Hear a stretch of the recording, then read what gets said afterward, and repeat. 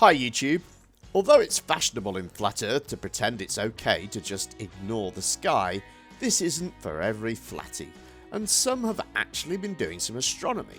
So enjoy this quick compilation, which includes a look at Cami Knodel's elusive Flat Earth model, which is still incomplete after 2 years. Enjoy.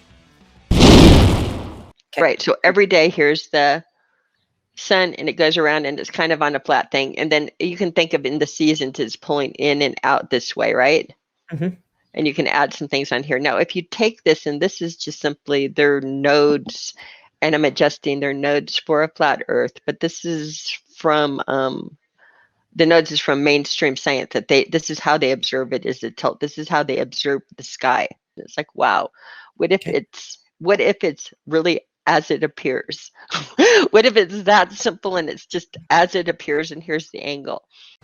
I was on a job today and I got thrown off the job because I was supposed to lay a carpet, and I went into the job and I stood back at the room and I was looking at the light bulb, and the gaffer came in and asked me what I was up to. I says, well, there's some clever clogs on Tinterwebs have told me how to science the shit out of stuff, right? So I'm here to make the job easier. So what I'm doing is I'm standing here observing the light bulb.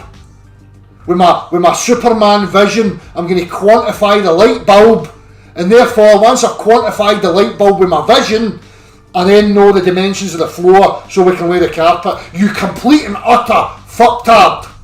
As it's hotter, it's lower. As it gets colder, it actually rises, and again the magnetism gets stronger. And again, that's very, very easy to test and measure. Magnetism is increased with the colder the temperature, the more magnetic it is. The warmer it is, the weaker the magnetic field. You hit a certain point, it has a Curie point and it turns off.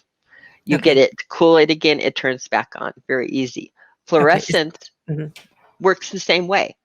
The colder it is naturally with fluorescent lighting, the colder it is, the brighter it is.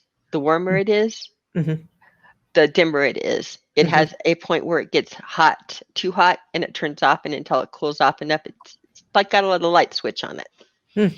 This you can replicate all day long in laboratory.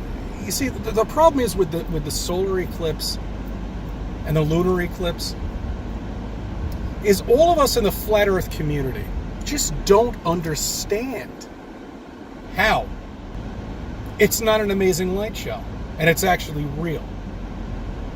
So how could a shadow mysteriously become smaller than the object when the light's behind it? So the moon projects a 70-mile shadow. Okay, I mean, it's just so obvious. It's so obvious that there's some sort of laser or something from this moon. Now all of the sudden what you would have is in the miroscope you would have Rahu, the black sun, and Ketu in the miroscope, and they would be holographing down as the sun and moon. Now if you added polarity to it, which again crystals and fields have polarity, if you gave them opposite fields, you would now have, as they're spinning, their holograms are going through their different fields, and that would cause your eclipses, and that in other words, Rahu and Ketu would actually, all of your mythology would work out by adding polarity to the mix